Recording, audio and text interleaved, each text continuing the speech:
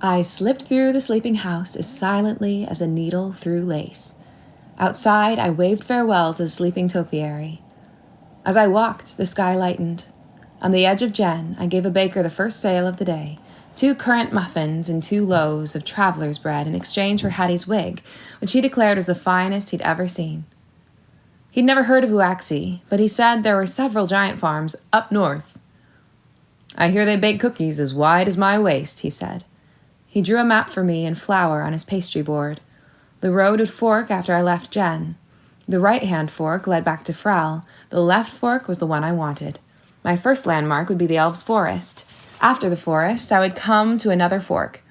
The road to the left, which I was not to take, led to fens, where the ogres lived. The road on the right would take me to the giants. When the cows became big as barns, I would be there. It didn't seem far on the pastry board. My fingers could travel the distance in a trice. The baker thought the trip would take 5 or 6 days by coach. "How long do you think it would take to walk?" "Walking?" He started to laugh. "On foot? Alone? With ogres and bandits roaming the world?" Beyond Jen, I left the road, following it, but too far away to be seen from it. I didn't fear pursuit by Madame Edith, who would probably conceal my disappearance for as long as possible in hopes I might return. The baker's worries about ogres and bandits I thought exaggerated, since a solitary traveler would hardly be worthwhile prey. However, I was wary of strangers. With my curse, I had to be. I wondered if I would meet Char on his way to Fens. I liked thinking he might be near, but whether he was ahead of me or behind, or whether he had taken this route at all, I had no idea, and I wished my magic book had told me more. The road was little trafficked, and I was too happy about my escape to feel much fear. I was free of orders. If I wanted to eat my breakfast under a maple tree and watch the day grow between its leaves, I could, and did. If I wanted to skip or hop or run and slide on dew-wet leaves, I could, and I did. And when the mood took me, I whistled or recited poems that I made up on the spot. I spent 2 glorious days this way, the best since before Mother had died. I saw deer and hares, and once, at twilight, I swear I saw a phoenix rise, trailing smoke. On the 3rd day, I began to despair about reaching the giants in time. I hadn't even come close to the Elves' Forest. If I had any chance of getting to the wedding, I should have passed the forest on the 2nd day, unless the baker had been mistaken about the distance from the forest to the giants. Perhaps they were much closer to each other than he thought. On the 4th day, I finished my last bit of traveler's bread. The land changed to sandy fields and low scrub, and I began to despair about reaching the giants before the newlyweds celebrated their 1st anniversary. On the 5th day, I knew I was doomed to wander in endless barrens till I died. On the 6th day, there were more trees, but I was too dazed by hunger to realize their significance. I was searching the ground for the lacy flowers of the wild carrot when I caught a shift in the shadows ahead of me, a flash of motion among the tree trunks. A deer? A walking bush? There, I saw it again. An elf. "Kumekim's Poud," I called. It meant sun and rain, or hello in Elfian. "Kumekim's Poud," an elf woman approached me hesitantly. Her robe was woven in dappled pattern, and shadow of leaves on the forest floor. "Speak Elfian?" "Yungar," a little. I tried to smile at her, but her expression was so solemn I couldn't. "Afench Pol?" she asked. "Dokench Ella, Jort hux Sir Peter hux Frel." I wondered if she knew father. "Sir Peter, whatel len?" Her tone was dismissive. She stepped closer and stared at me. I met her gaze and hoped I didn't seem wattle, sly, too. Her eyes poured into me. I was sure she knew every one of my unkind thoughts, knew about the theft of Hattie's wig, knew each time I'd made my finishing school mistresses uncomfortable, and knew I hadn't had a bath since I had left Jen. "Mund Len," she smiled and took my hand. Her fingers felt waxy, like a leaf, not like father.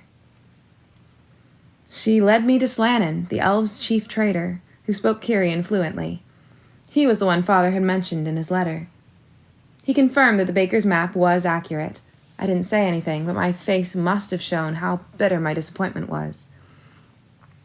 You will join your father at the giant's farm? He asked. I nodded. But I'm not hurrying to him, I blurted, then stopped.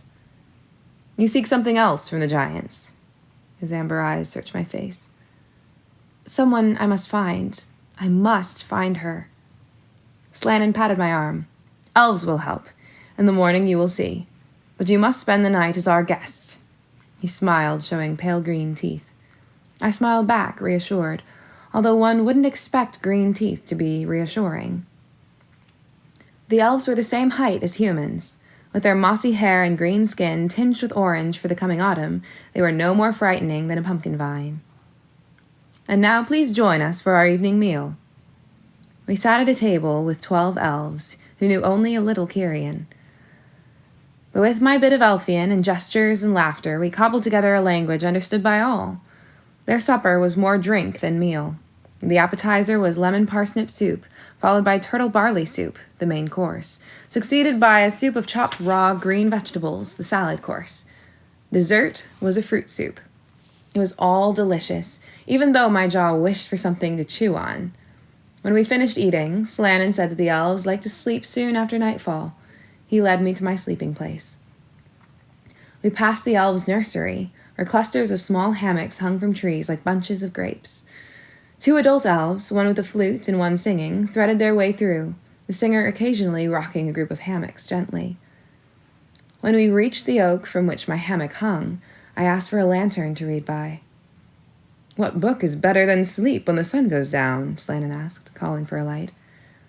I'd been afraid to show Mandy's present to anyone since Hattie had taken Mother's necklace, but now I produced it from my carpet bag. Slannon opened it. The shoemaker and the elves returned as the first story. He roared with laughter. We're so tiny in here. The elves can fit inside a shoe. He looked through the rest of the book, admiring the illustrations and reading parts of different stories. Then he turned back to the shoemaker and the elves, but it was gone. In its place was a story about a walrus and a camel. Fairy maid, he cried, this is precious. It must give you much comfort. He returned it to me. Do not read too late. You have a long journey tomorrow. After 2 stories, I blew out my light. The night was clear. My ceiling was sky and an eyelash of moon.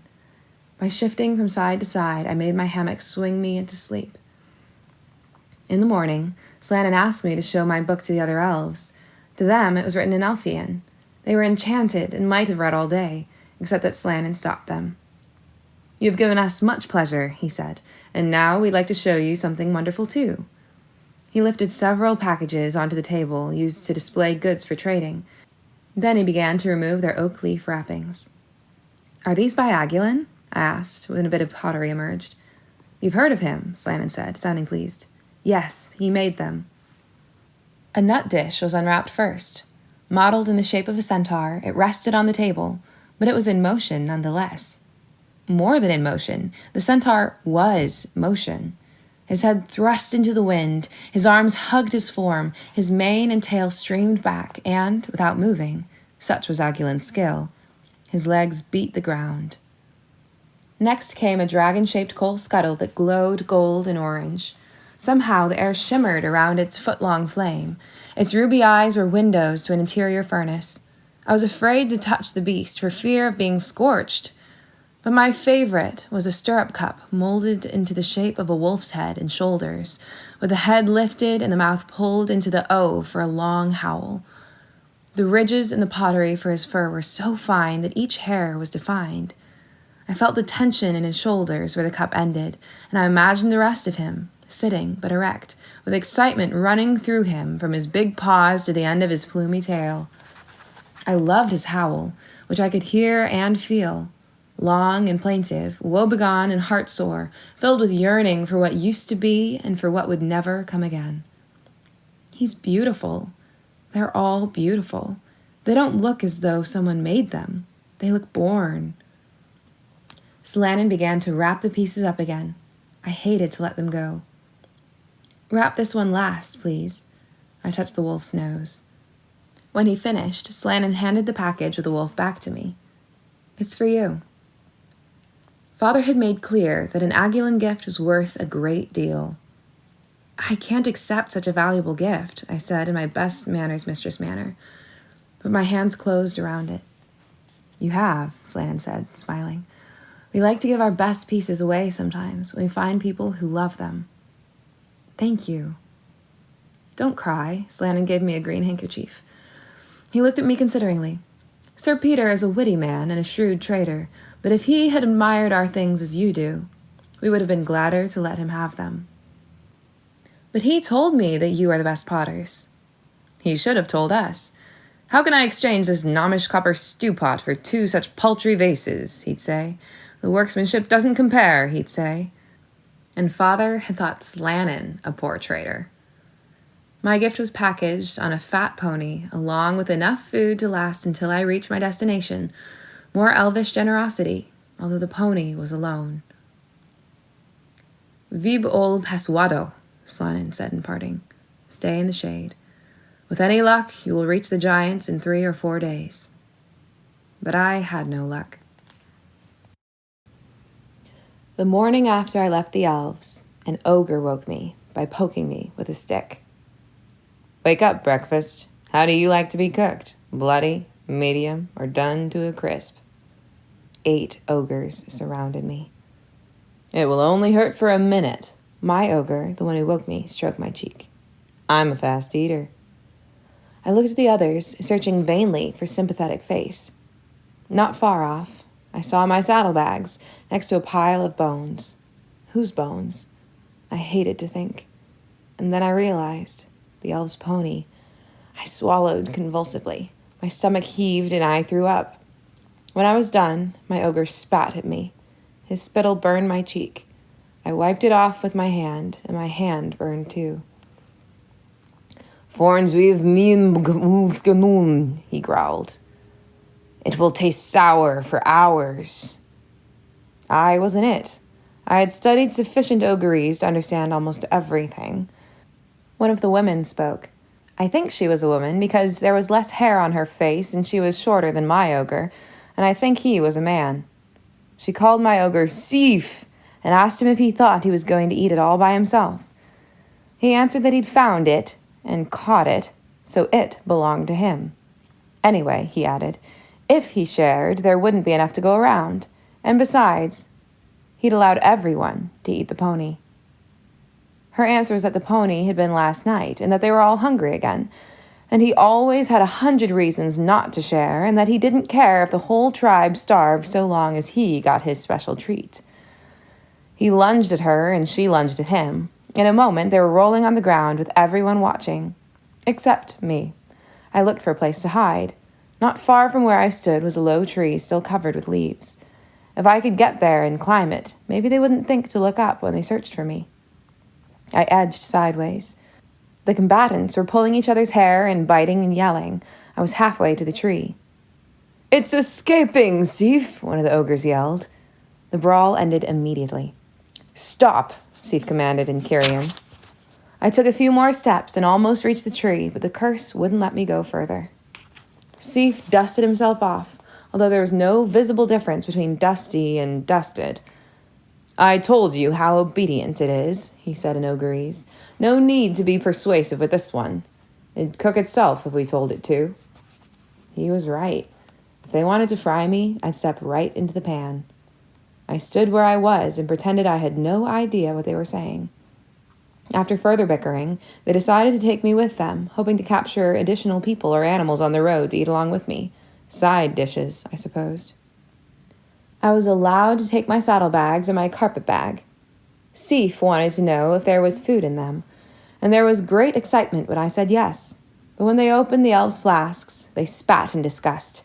La foon, rouge, vegetables, fish. The ogres pronounced the words as though they were poisonous. Sif scratched his head. I wonder how it can eat those things and still taste good, he said. Maybe it doesn't taste good. We haven't eaten it yet. The speaker was an ogre who had warned of my escape. He was younger than the others, approximately my own age. We set out on the road, moving almost as quickly as my pony had. I had to ride on their shoulders, holding their oily hair. We were traveling away from Uaxi's farm, back the way I'd come. I assumed the ogres meant to go to the fork in the road and proceed to their fens. It made no difference. What did it matter if I were devoured 10 miles from my destination or 40? No one was on the road, and the hills through which we marched were empty of habitation. The ogres began to grumble. It gets heavier every mile. Perhaps it brings bad luck. We should eat it tonight and find more tomorrow. They watched me enviously while I drank the elves' supper. I was surprised I could eat, but I was ravenous. I offered to share with them, but my only answer was a collective shudder. You might enjoy it, I said. Perhaps you'll find you prefer broccoli to flesh and legumes to legs. The last suggestion made them laugh.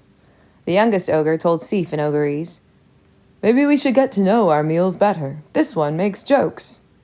"Don't make a pet out of it," Sif warned. After dinner, the young ogre sat next to me. "You mustn't be frightened," he said. "No?"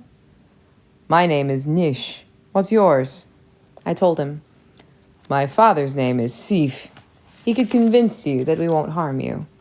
I'm not as good at convincing people yet, but we hate for people to be upset."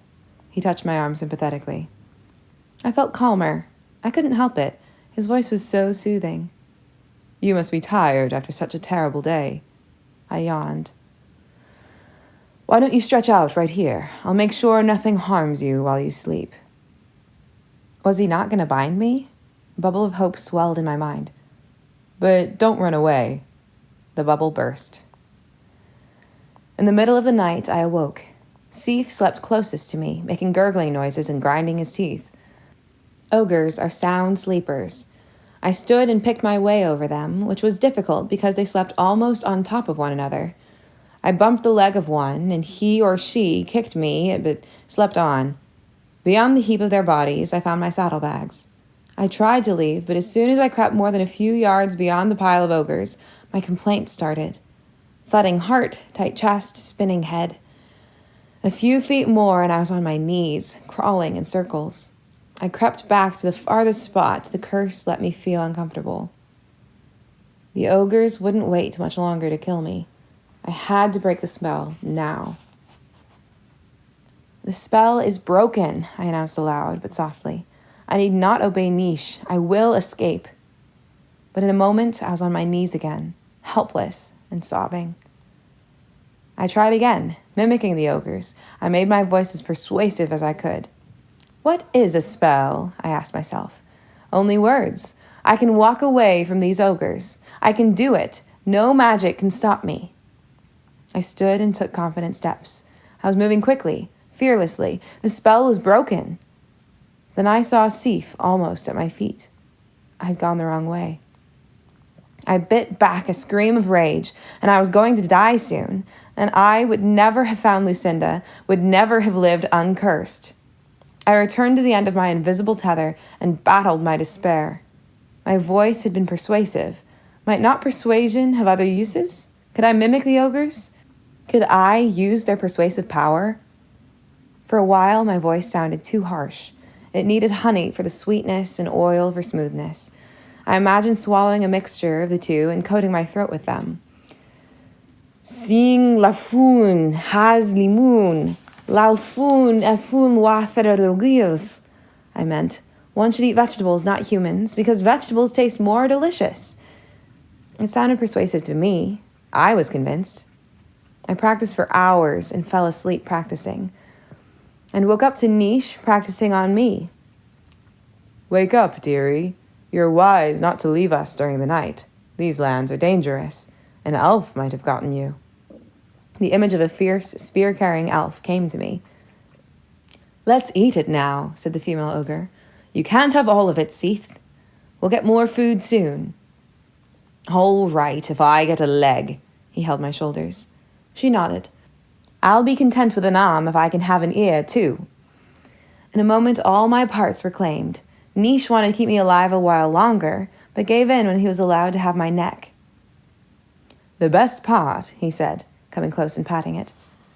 Sif said, "I want to be the one to kill it." He jerked me away from Nish. I began in Ogreese. It came out as a squeak. Sif bared his teeth. The points glistened. Saliva dripped from his lips. I tried again. "You're not really hungry. You're full." My voice was raspy. More honey, more oil. The ogre stared, as surprised as if a rock had spoken. I knew it was smart. Niche sounded proud of me. Too bad we're hungry, Sif crouched. It would have made a good pet. He held my leg, his portion, and lowered his head, teeth inches from my thigh. Honey and oil. How can you eat me? You're too full to eat. All of you are. Your bellies are as heavy as sacks of melons. Sif stopped. I went on. You just had a wonderful meal of 8 fat ladies. If you eat me too, you'll get sick. You want to go back to sleep off your big meal. Sif let me go. I stepped away from him. You feel tired. The ground is so soft, so comfortable, I said. Niche rubbed his eyes and stretched. I continued soothingly. It's much too early to be awake. The day has barely begun, and it will be a lovely, lazy, sleepy day. Sif sat.